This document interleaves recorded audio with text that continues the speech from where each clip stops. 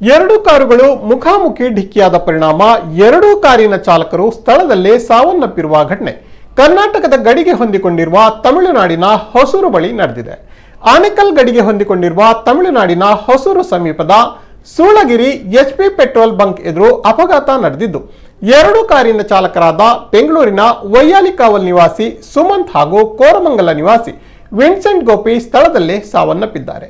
ಹೆದ್ದಾರಿಯಲ್ಲಿ ಬರುತ್ತಿದ್ದ ಕಾರಿಗೆ ಎದುರಿನಿಂದ ಬಂದ ಟೊಯೋಟಾ ಕಾರು ಡಿಕ್ಕಿಯಾದ ಪರಿಣಾಮ ಎರಡು ಕಾರಿನ ಚಾಲಕರು ದುರಂತ ಸಾವನ್ನಪ್ಪಿದರು.